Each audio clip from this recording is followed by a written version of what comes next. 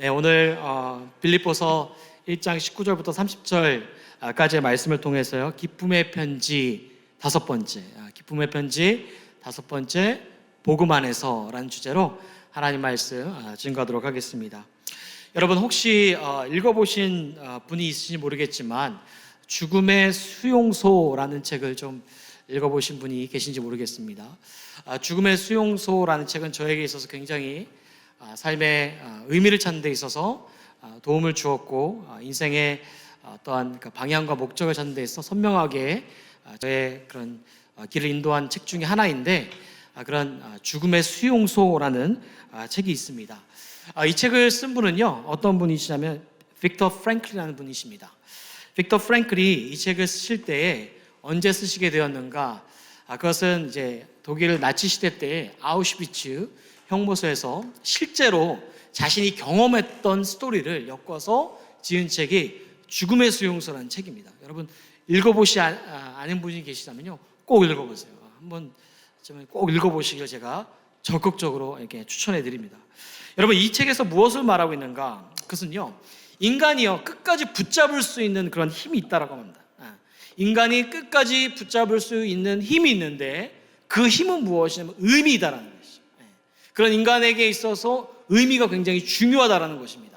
그래서요, 이 책에서 말하고 있는 그 내용 중에 한 편을 제가 PPT를 실었는데 이렇게 말하고 있습니다. 삶의 의미를 아는 사람은 그 어떤 상황도 견뎌낼 수 있다. 인생에 있어서 삶의 의미를 알게 되면은 그 어떤 환경에 있을지라도 그 속에서 끝까지 견뎌낼 수 있다라고 말합니다. 더 나아가서요, 그 책에서 말하는 것은 무엇이냐면 어떤 사람은 죽음의 수용소를 만든 사람이 있다라는 것이죠.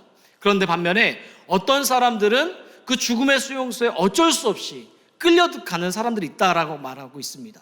그런데 그 죽음의 수용소를 만든 사람은 그 수용소가 자신의 인생에 있어서 의미가 있기 때문에 그 수용소를 만든다라는 것이죠. 하지만 그 죽음의 수용소에 어쩔 수 없이 끌려간 사람들은 그 끌려감 가운데서 무엇을 외우고 있냐면 주기도문을 외우고 있다는 것입니다. 자, 그런데 그 속에서 그 주기도문을 외우는 이유는 무엇이냐면 그 속에서도 하나님의 역사하심이 끊어진 것이 아니라 그 속에서도 하나님의 역사가 진행되어지고 있다는 사실들이 의미가 있기 때문에 그 속에서 주기도문을 외우고 있다는 것입니다. 그렇습니다.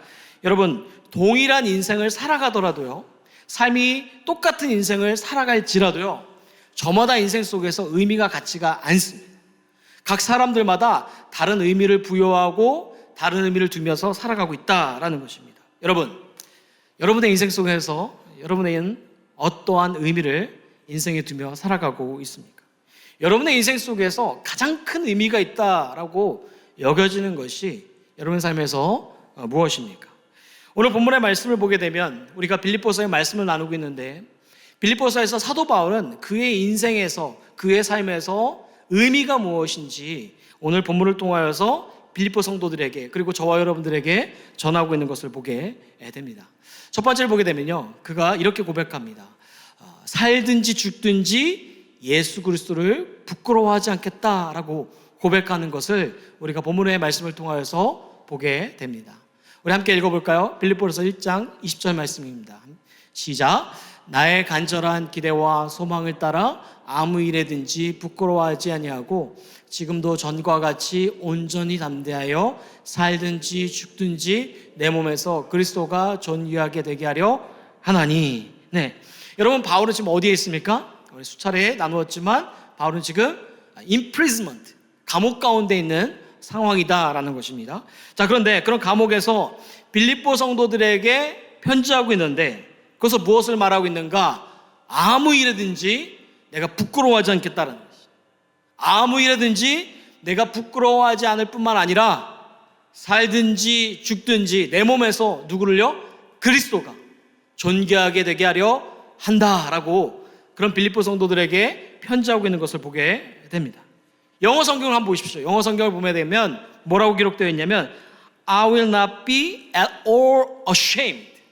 I will not be at all ashamed라고 말하고 있어요. ashamed, 부끄러워한다. 그냥 부끄러워한 정도가 아니라 all ashamed, 모든 일에서 내가 부끄러워하지 않겠다라고 고백하고 있는 바울의 모습을 보게 됩니다. 또 뭐라고 말하고 있습니까? Christ will be honored in my body, whether by life or by death. 살든지 죽든지 그리스도를 존귀케 하는 것이 그의 삶에서 뭐예요? 의미다라는 것을 말하고 있다라는 것입니다. 여러분, 당시에 로마 사회와 유대 사회에 있어서요, 그 사회 속에서 흐르고 있는 가치적 통념이 있었습니다. 그 가치적 통념 무엇이냐면 명예와 수치입니다. Honor and shame.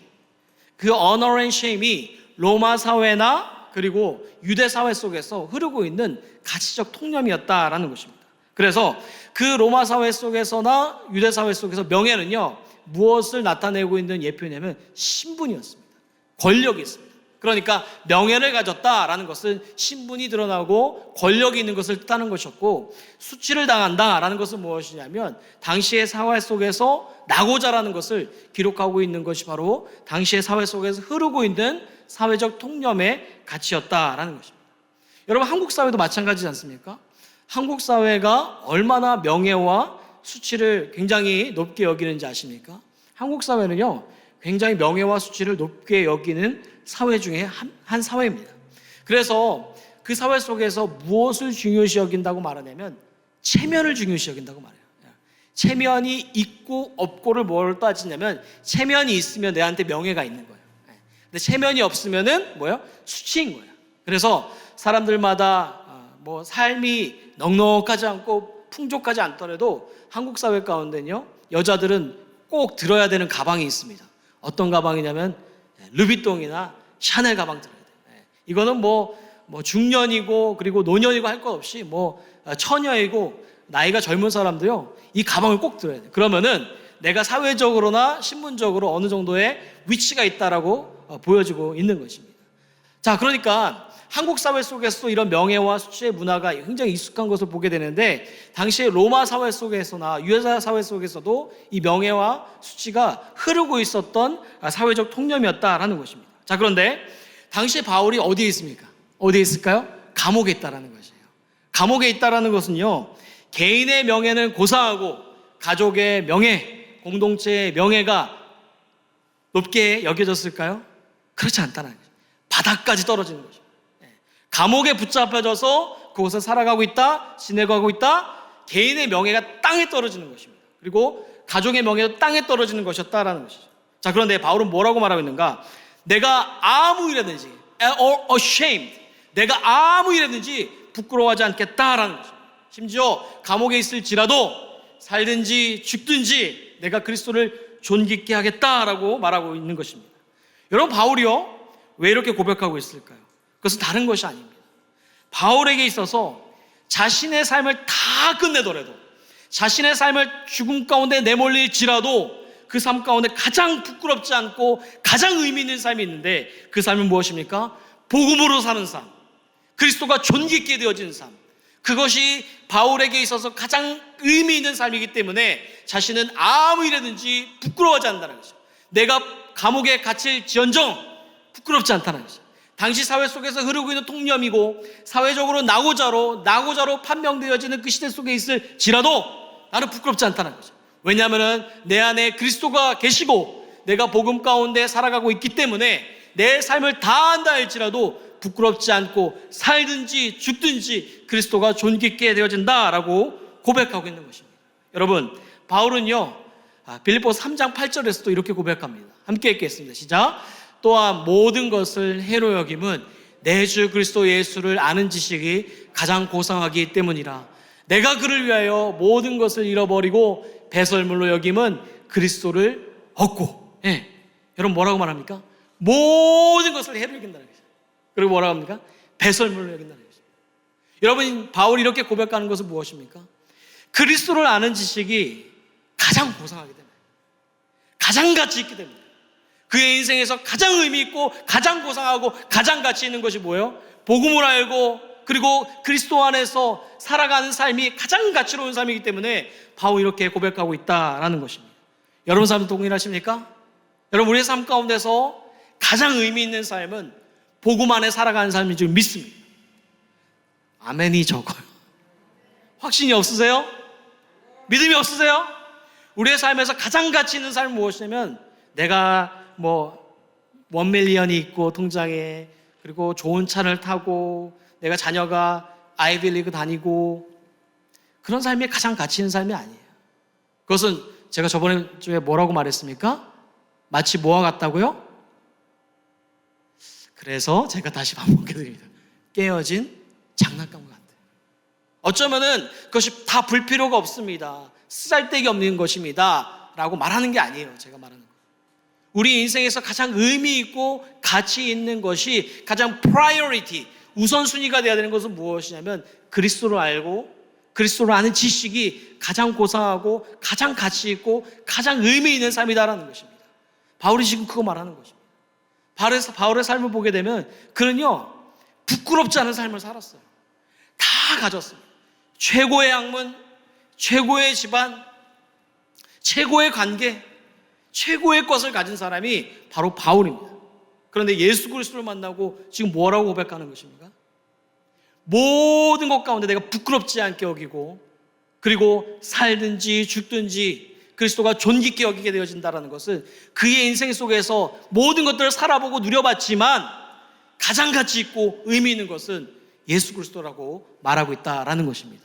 여러분, 이 고백이요, 저와 여러분 가운데 동일한 고백이 되기를 간절히 주님의 이름으로 축복합니다. 여러분, 본문의 말씀을 묵상하면서 손양원 목사님의 좀 이야기가 좀 제가 떠오르게 되었습니다. 사랑의 원자탄이라는 책으로도 잘 알려진 그런 목사님이시고, 정말 교회 한국 기독교 역사 속에서 순교하신 그런 목사님이신데, 목사님도 대단한 삶을 사셨어요. 근데 그 아들분들도 굉장히 대단한 삶을 사셨더라고요. 그 목사님의 그 장녀 중에 한 분이, 장녀가 그 일을 좀 기록해 놨는데, 당시에 그 큰오빠가 일본 수사에게 끌려갔다라는 것이죠. 근데 일본 수사에게 끌려간 것은 다름 아니라 예수 믿는 것 때문에 끌려갔다라는 것입니다. 그런데 끌려가게 되어지면서 순사가 이렇게 말했다고 합니다. 너가 예수 사상을 너가 버리게 되면, 예수를 부인하게 되면 내가 살려주겠다라고 그런 이제 말을 하게 되어집니다. 근데 그 첫째가 뭐라고 말하냐면, 내가 예수 사상을 버리지 못한다, 예수 그리스도를 부인하지 못한다, 너도 회개하고 예수 믿어라 라고 담대하게 외쳤다라는 것입니다. 그래서 이제 일본 수사가 총을 꺼내서 이제 죽이려고 하는데, 이 둘째가 나타났다고 합니다. 이 둘째도 뭐라고 말하면, 안 됩니다, 우리 형은 장남입니다, 차라리 나를 죽이십시오, 나도 예수를 믿으니까 나를 죽이십시오 라고 그 둘째도 나타나면서 그렇게 일본 수사 앞에서 말한 것을 기록한 책이 있습니다. 그런데 어떻게 되었는가? 첫째가 먼저 총에 맞고, 둘째도 총에 맞고, 그리고 손양원 목사님도 마지막에 순교하게 되어진 것을 우리가 볼 수가 있습니다. 그림에 이렇게 나와 있어요. 손양원 목사님이고요, 첫째 아들과 둘째 아들입니다. 여러분, 생각해 보십시오. 한마디만 하면 돼요, 그죠? 저 예수 안 믿으면 됩니다. 저 예수 안 믿겠습니다, 저 예수 부인합니다. 그러면 어떻게 돼요? 사는 건 아니겠습니까? 그죠? 사는 거잖아요. 그런데 끝까지 부인하지 않는 것은 무엇인가? 여러분, 저는 생각합니다. 그의 삶이 다 끝을 내어도 가장 의미 있고 가치 있는 것은 바로 예수 그리스도이기 때문에 끝까지 부인하지 않고 순교하게 되어진 모습이라고 저는 생각합니다. 여러분, 이분만이겠습니까? 초대교회에 어떤 분이 있었냐면 폴리캅이라는 분이 있었습니다. 여러분, 요한계시록 읽다 보게 되면 서머학교의 감독으로서 일하셨던 분이 폴리캅이라는 분이십니다. 그런데 당시에 로마 시대 속에서 살아가고 있었고, 로마 시대 속에서 많은 박해 가운데 있었습니다. 그래서 이 폴리캅을 화형대에 올려놨다는 것이, 너가 만약에 예수를 부인하게 되어지면은 내가 살려주겠다라고 그런 로마 그런 군사들이 이렇게 말하게 됩니다. 그런데 폴리캅이 뭐라고 고백합니까? 이렇게 고백합니다. 나는 86년 동안 그리스도를 섬겨왔고, 주님은 나를 한 번도 모른다고 하시지 않았는데 내가 어찌 왕이시오 나의 주인이신 그리스도를 부인하겠는가? 화형대 앞에 섰을 때 여러분, 얼마나 두렵겠습니까? 불 딱 켜면 이제 산채로 죽는 거예요. 그런데 그 속에서 알겠습니다, 난 예수 믿는 거 부인하겠습니다, 이 한마디만 하면 사는 겁니다. 그런데 뭐라고 고백합니까? 86년 동안 내가 그리스도를 섬겨왔고 주님은 나를 한 번도 모른다고 부인하지 않았는데 내가 어떻게 나의 왕이시고 나의 주인이신 그리스도를 부인하겠습니까? 어떻게 되었을까요? 마침내 화형대 가운데 산채로 불에 타 죽게 되는 그런 순교의 일들이 일어나게 됩니다. 한마디만 하면 되는데 한마디를 하지 않았어요. 왜 그랬을까요? 죽든지 살든지 그의 인생 속에서 가장 의미 있고 가장 가치 있는 것이 바로 예수 그리스도를 아는 것이고 그 복음의 삶이었기 때문인 줄 믿습니다. 여러분, 세상의 사람들이 정말로 기대하는 것은 무엇일까? 세상의 사람들이 정말로 기대하는 것이 무엇인지 아십니까? 제가 20대 때 방송사에서 일을 했는데 방송사에서 일을 하다 보면 선배들과 촬영도 하지만 가는 데가 있습니다. 어디 가냐면은 이제 밥 먹으러 식당 갑니다. 식당 가면은 그 기독교인들은 뭐 합니까? 뭐 하죠? 기도하잖아요. 근데 그 기도하는 게 좀 제가 너무 창피하더라고요. 그래서 선배들하고 밥 먹을 때 어떻게 하냐면 때로는 이제 화장실 가는 척 하면서 기도하고 돌아오고 어느 때는 이제 밥통을 붙잡고 숙이면서 한번 딱 이러면서 기도하고 제가 그랬던 때가 있었습니다. 그래서 선배가 저를 이렇게 보는 거예요. 보면서 뭐라고 하는지 아십니까? 그 선배가 저 많이 괴롭혔거든요. 근데 저한테 뭐라고 말하냐면 야, 너 교회 다닌다며? 기도 똑바로 해. 와, 그때 찾아오는 자괴감, 엄청난 자괴감이 저한테 찾아온 때가 있었습니다. 여러분, 세상 사람들이요 정말로 기대하는 것은 바로 이런 부분인 것 같습니다. 그리스도인의 모습으로 살아가길 원하는, 그리스도인의 모습을 보여주길 원하는 모습이 세상 사람들의 정말 기대하는 모습이다라는 것입니다.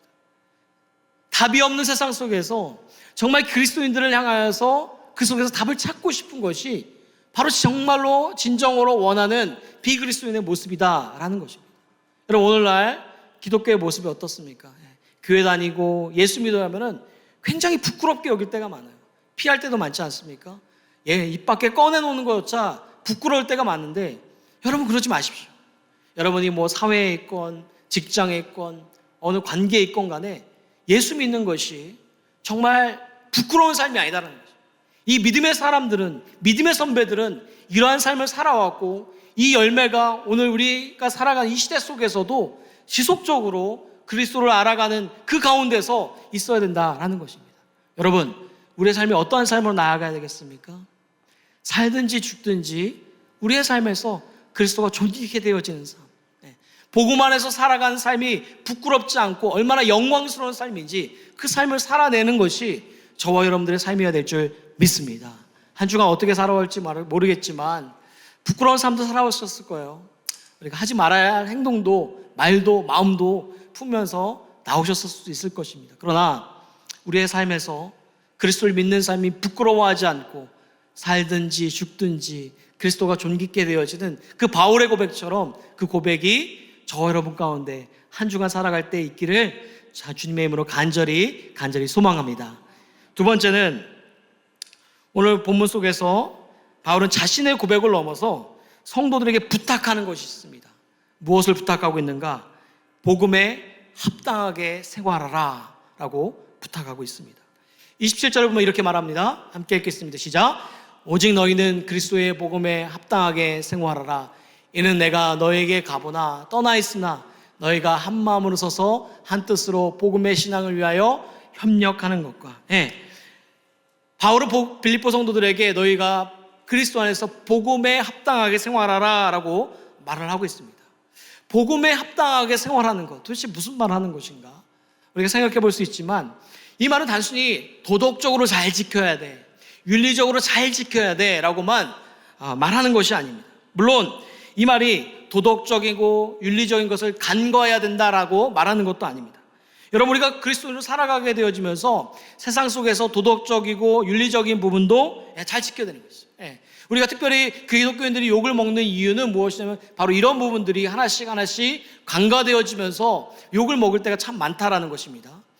그런 도덕적인 부분이나 윤리적인 부분도 우리의 삶에서 잘 지켜 나가야 되는 것은 맞는 것입니다. 자, 그런데 여기 본문 속에서 말하고 있는 그 합당하게 생활하라라는 그런 그 단어의 의미가 무엇이냐면 헬라어로 보게 되어지면 폴리티오마이라는 단어를 쓰고 있습니다. 폴리티오마이라는 단어는 어떤 뜻을 담고 있냐면 시민으로 살아라 라는 그런 뜻을 담고 있다라는 것입니다. 그러니까 어떤 시민으로 살아라 라고 말을 하고 있냐면 하나님 나라의 그 시민으로 살아라 라는 뜻이 바로 그리스도의 복음에 합당하게 생활하라 라는 뜻을 담고 있는 것이 바로 합당하게 생활하다 라는 뜻이다 라는 것입니다. 왜 바울은 하나님 나라의 시민으로 살아라 라고 본문 속에서 말을 하고 있을까? 그것은 다른 것이 아닙니다. 당시에 빌립보 지역은요, 어디의 지배를 받고 있었냐면은 로마의 지배를 받고 있었습니다. 그런데 로마의 지배를 받으면서 그 사람들은 이제 시민권을 빌립보 사람들에게 주었다라는 것입니다. 시민권을 받은 사람들이 있었고 받지 않은 사람들이 있었습니다. 그러니까 로마의 시민권을 받은 사람은 특별한 혜택을 받았겠죠. 유익을 누렸겠죠. 그럼 빌립보 성도들은 시민권이 되어진다는 건, 시민권자가 되어진다는 것을 누구보다도 잘 알았다는 것입니다. 그렇기 때문에 바울은 시민으로 살아라, 특별히 하나님 나라의 시민으로 살아라 라고 이 합당하게 생활하라라는 그 단어를 들어서 표현하고 있다는 것입니다. 자, 그렇다면은 합당하게 생활하는 것이 무엇인가? 그것을 뒤이어서 성경은 말하고 있는데 뭐라고 말하고 있습니까? 너희가 한 마음으로 서서 한 뜻으로 복음의 신앙을 협력하라는 것입니다. 한 마음을 서서, 그 뜻은 무엇이냐면 그리스도의 진리, 그 복음 가운데 한 마음으로 굳게 서라는 것이죠. 그리고 한 뜻을 서라는 것은 무엇이냐면 너희들의 한 뜻 가운데 마음을 모아라 라는 것을 말하고 있다라는 것입니다. 그래서 그 빌립보 교회 공동체에게 부탁하는 것은 무엇이냐면 너희들이 그리스도의 복음에 합당하게 생활하는 그 하나님 나라의 시민으로서 한 마음과 한 뜻으로 그 복음 안에서 굳게 서 하나의 공동체가 되라라는 것을 전하고 있다라는 것입니다. 그렇습니다, 여러분. 복음에 합당하게 생활하는 것이 무엇인가? 그것은요, 먼저는 그리스도의 진리, 그 말씀 안에서 함께 굳건하게 한 마음 품고 서야 되는 것입니다. 그리고 한 뜻 가운데 우리가 분명한 목표를 가지고 목적을 가지고 그 가운데 서게 되어질 때에 하나님 나라의 시민으로서 우리는 합당하게 생활한다라는 것입니다. 자, 그런데 여러분, 오늘날의 교회의 모습이 어떠한가? 교회의 모습을 바라보게 되어지면은 4분 5열이 되어질 때가 너무 많습니다. 이게 뭐 한 갈래도 아니에요. 뭐 2갈래, 3갈래, 4갈래, 5갈래. 예. 적은 인원이 모여 있음에도 불구하고 5갈래 뭐 이렇게 나눠지는 4분 5열일 때가 굉장히 많습니다. 여러분, 이러한 4분 5열 가운데 나눠진 마음과 나눠진 뜻 가운데 나아갈 때 어떻게 한 마음으로 한 뜻으로 우리가 복음에 합당하게 생활하며 나아갈 수가 있겠습니까? 그런데 바울은 빌립보 교회에게 부탁하고 있는 것입니다. 당시에나 지금에나 너희가 4분 5열 가운데 여러 갈래로 마음을 분열되어서 살아가는 것이 아니라 한 마음을 품고 한 뜻 가운데 하나님의 시민으로 합당하게 생활하라 라고 그렇게 빌립보 교회 성도들에게 부탁하고 있다라는 것입니다. 여러분, 우분투라는 말을 들어보셨습니까? 네, 이것은요, 아프리카 용어입니다. 때로는 이제 당신이 있어 내가 있습니다, 혹은 내가 있기에 내가 있기에 내가 있다라는 그런 뜻이 바로 우분투라는 뜻을 담고 있는 단어입니다. 이 단어가 잘 알려지게 되어진 때가 언제냐면요, 어느 인류학자가 이제 아프리카를 이제 방문했던 적이 있습니다. 그 방문하게 되어지면서 아이들을 이렇게 모으게 되어집니다. 오면서 아이들에게 이제 게임을 하나 제안하게 됩니다. 큰 나무 아래에 바구니 하나를 놓고 그 안에 딸기를 가득 담아 놓습니다. 그러면서 바구니에 가장 먼저 도착한 아이가 그 딸기를 다 갖는 거야, 이런 게임을 하는 거야 라고 그 인류학자가 게임을 제안하게 되어집니다. 여러분, 결과는 어떻게 되었을까요? 아이들은요, 재빨리 달려가면서 재빨리 빨리 가게 되었을까요? 그렇지 않았다라는 것입니다. 어느 하나도 밀치거나 그 어느 하나도 앞질러 가는 것이 아니라 모두 손을 잡고 모두 원을 그리고 웃으면서 그 큰 딸기 바구니 가운데 같이 걸어갔다라는 것입니다. 여러분, 그 아이들은요, 함께 걸어가고 함께 원을 잡고 그 딸기 바구니에 도착했을 때 모두가 동일하게 딸기를 나눠 먹게 되었다라는 것입니다. 그래서 인류학자가 한 아이에게 이렇게 물었습니다. 애야, 왜 빨리 뛰지 않았냐? 라고 물었을 때 그 아이가 이렇게 말했습니다. 우분투. 제가 혼자 빨리 뛰어가서 과일을 다 먹게 되어지면은 다른 아이들이 먹지 못하잖아요. 다른 아이가 슬프잖아요. 라고 대답했다는 것입니다. 그런 우분투의 정신이 있었기 때문에 그런 정신 가운데서 서로를 배려하고 존중하면서 그 함께한 기쁨 가운데 어느 누구나 소외되지 않고 그 딸기를 함께 나누어 먹었다라는 그러한 용어가 바로 우분투 가운데 담겨져 있는 용어입니다. 저는 이러한 정신이 교회 가운데 있어야 되지 않나 생각하게 됩니다.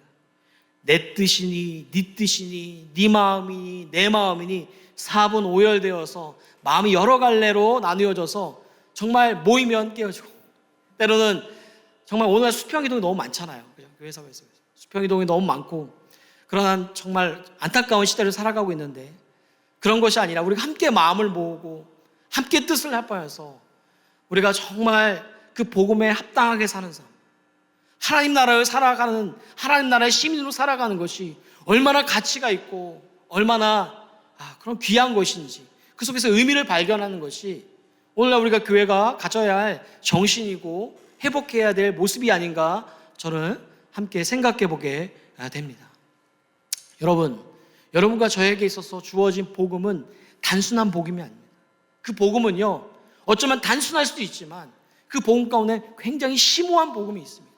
그 심오한 하나님의 일하심이 있다는 것입니다.